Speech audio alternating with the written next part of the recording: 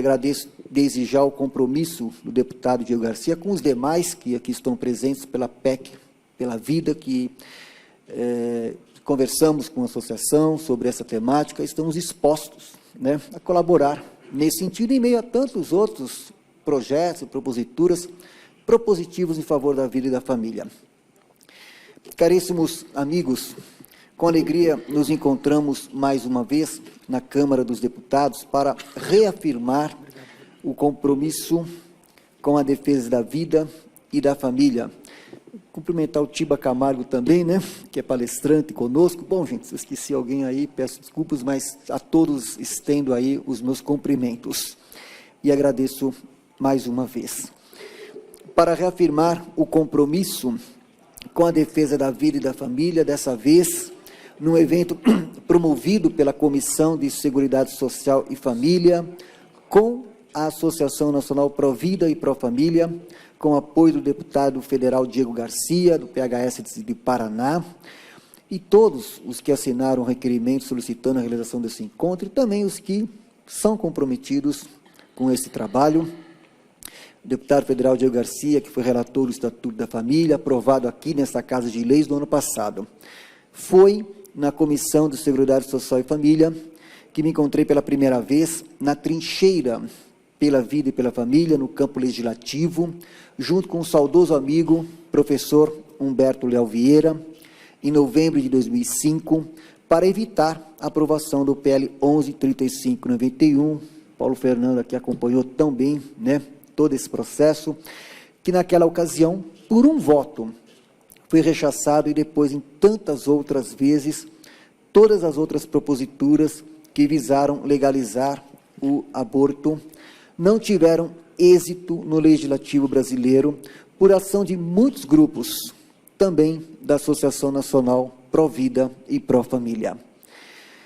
E o nosso compromisso com a causa da vida, digo nosso porque eu achei muito importante, falou-se aqui na comunhão, né, Antônio Augusto, eu acho que é muito importante, a cada dia, a gente se empenhar por essa comunhão entre nós, como os primeiros apóstolos assim fizeram. Por isso que o nosso compromisso com a causa da vida, suscitado pela leitura do Evangelium Vitae, onde o Papa São João Paulo II exortou lúcida e corajosamente a todos para afirmar a cultura da vida e o valor da família, também no difícil campo legislativo. Sim, esse sim que nós demos e continuamos, apesar de muitas dificuldades, confiantes na graça de Deus que opera, para que a decisão dos parlamentares dessa Casa de Leis sejam sempre na defesa da vida desde a concepção e da família, constituída por homem e mulher, na sacralidade do matrimônio, aberta à vida, para que em família haja a acolhida necessária para que cada ser humano seja querido, protegido, valorizado e amado desde o seu primeiro instante, desde a concepção. Nesse sentido, lembrou o Papa São João Paulo II, ao se recordar das palavras da Donum Vitae, dizendo que, de fato, é, antes de tudo, uma questão de reafirmar que o ser humano deve ser respeitado e tratado como pessoa desde a concepção, desde a sua concepção, e por isso, desde aquele mesmo momento, devem ser-lhe reconhecidos os direitos da pessoa, entre os quais, antes de tudo, o direito inviolável à vida do ser humano inocente. Donum Vitae 1.1. Como ressaltou o Dr. Luiz Gandra da Silva Martins, que pertence também à Associação Nacional Provida e Profamília, diz ele que, sendo a vida o mais fundamental de todos os direitos individuais, é dever do Estado protegê-la contra os defensores da antecipação da morte do nascituro ou a interrupção da vida nos abortos provocados. O direito à vida, portanto, desde a concepção, é o direito dos direitos humanos, na feliz expressão de Jorge Scala. E ainda, o Dr. Ives Gandra destaca que, se há uma hierarquia nos direitos fundamentais, o direito à vida, como base e condição de todos os demais direitos humanos fundamentais deve prevalecer sobre todos os demais direitos. Deputado Diego Garcia, demais que aqui estão presentes, o que se quer agora, no momento em que vivemos, com a agenda da cultura da morte composta pelas fundações internacionais, basta ver o documento de saúde reprodutiva, uma estratégia para os anos 90, elaborado pela Fundação Forte, para se ter uma ideia do que representa a agenda antivida e antifamília. É a inversão e a subversão total da ordem natural objetiva, com uma hermenêutica jurídica e as sutilezas dos eufemismos, e não apenas deixar de considerar o direito à vida como fundamental, mas como tornar o assassinato da criança no ventre materno, o aborto, como um direito humano. Sim, querem fazer do direito ao aborto um direito humano. Desde o caso Roe versus Wade, em 1973, os organismos internacionais, a própria ONU, vem trabalhando nesse sentido, investindo estudos, esforços e recursos para isso. Na sentença americana, o direito ao aborto foi reconhecido como parte do direito à privacidade.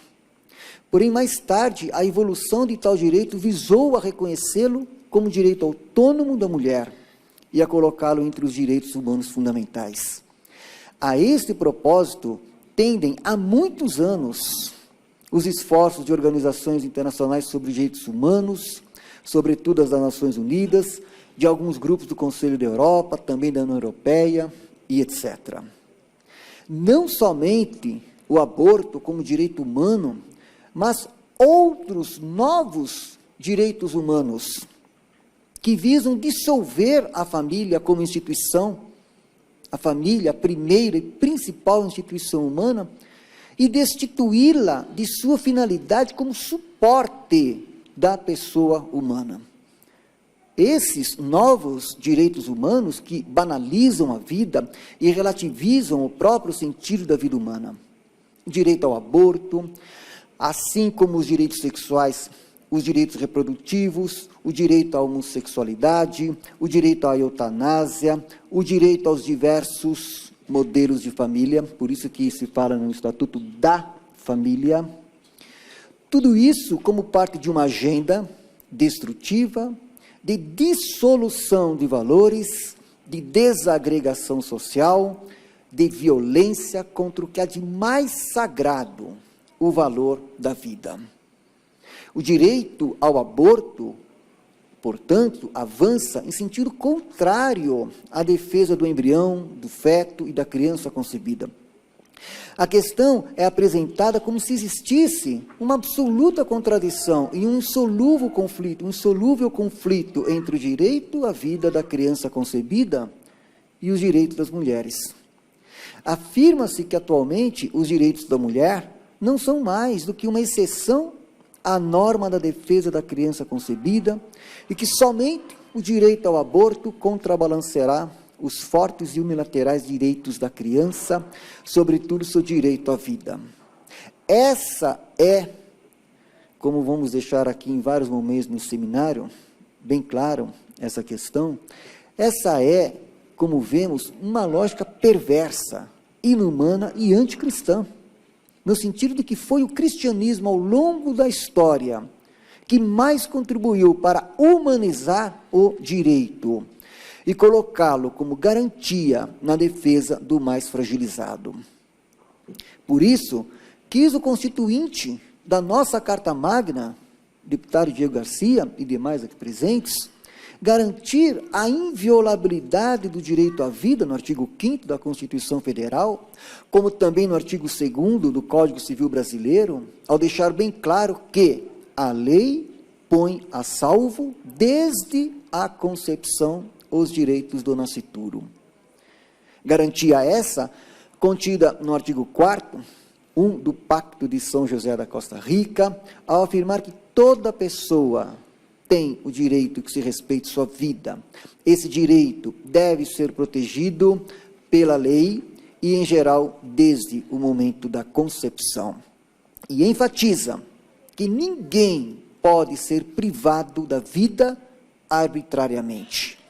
Por isso, recentemente, para deixar aqui registrado, a Associação Nacional Pro Vida e Pro Família apresentou, através da Cito Senghor, uma petição pública ao presidente Michel Temer para destituir a professora Flávia Piovesan da Secretaria Nacional dos Direitos Humanos, pois o seu histórico de militância, como está dito na petição a favor da completa legalização do aborto, é conhecido dos meios pró-vida. Ela é membro do CLADEM, Comitê Latino-Americano e Caribenho para a Defesa dos Direitos da Mulher, uma organização que trabalha há muitos anos com o objetivo de legalizar completamente o assassinato de nascituros em toda a América Latina, como foi exposto na referida petição. E mais, o CLADEM é financiado por diversas organizações.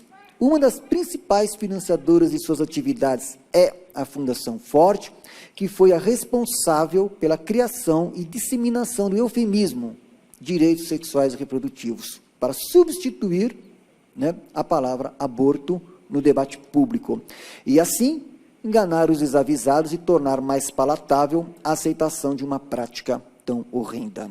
E ainda, o eufemismo foi aplicado pela primeira vez no relatório, como já dissemos, Saúde Reprodutiva, uma estratégia para os anos 90. Foi por meio desse relatório que a expressão direitos sexuais e reprodutivos chegou até a ONU e foi adotada como linguagem eufemística, a fim de encobrir o objetivo de legalizar o aborto e transformá-lo em um direito humano. E ainda, Piovesan considera atrasada a legislação brasileira que trata do aborto. Para ela, portanto, a possibilidade de mulheres matarem seus bebês no ventre não apenas deve ser tratada como direito humano, mas é também sinal de progresso. Segundo ela, por isso, apresentamos a petição e solicitamos que seja destituída do cargo e substituída por outra mulher que represente melhor os anseios da esmagadora maioria da população brasileira que é contrária ao aborto. Deputado Diego Garcia, demais aqui presentes, simplesmente é inconcebível a aceitação da matança dos inocentes no ventre materno como um direito humano. O direito não pode jamais se voltar contra aquilo que deve defender. É voltar-se contra a própria finalidade do direito, a sua razão de existir. E no caso da defesa do ser humano inocente e indefeso, fragilizado, necessitado da inteira proteção, o direito não pode violar a sua própria razão de ser. Como bem disse Clóvis Bevilacqua, pode o indivíduo ser considerado incapaz de viver, e, no entanto, por isso mesmo que vive e merece a proteção do direito, porque vive. Por isso, viemos aqui, novamente, nesta Casa de Leis, requerer dos deputados empenho por iniciativas que defendam a vida por inteiro, a começar naquela fase em que a vida humana requer maior acolhida e proteção. E para isso, como o deputado Diego Garcia já colocou aqui no início da sua apresentação, é preciso, no campo legislativo, explicitar, no artigo 5º da Constituição, a garantia da inviolabilidade do direito à vida, desde a concepção. O acréscimo, a explicitação, desde a concepção, é o que se faz necessário para que a nossa Carta Magna proclame solenemente o direito à vida como o primeiro e principal de todos os direitos humanos, para que haja vida em abundância por todo o Brasil, este país continental. Muito obrigado.